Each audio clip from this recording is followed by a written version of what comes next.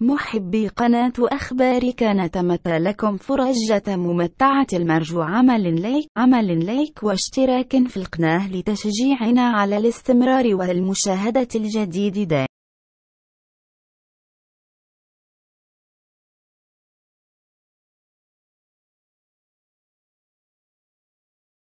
انتقدت الجزائر بشدة ما اعتبرته مماطلة مغربية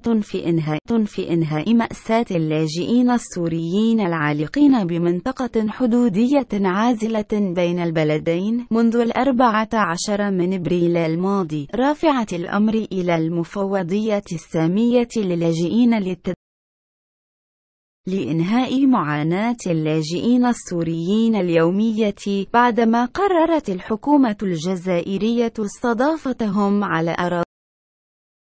وقالت رئيسة منظمة الهلال الأحمر الجزائري سعيدة بن حبالس في تصريحات صحفية إن وفدا حكوميا يضم ممثلي المفوضية السامية للاجئين والصليب الأحمر الدولي ظل مرابطا بنقطة حدودية مع المغرب مترقبا وصول فوج مع المغرب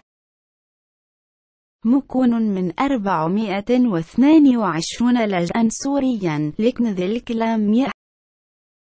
وشددت المسؤولة الجزائرية على أن بلادها اتخذت ترتيبات خاصة باستضافة اللاجئين السوريين كافة العالقين منذ فترة بالأراضي المغربية، ومن بينها تخصيص مركز إيواء لتقديم خدمات الرعاية الاجتماعية والصحية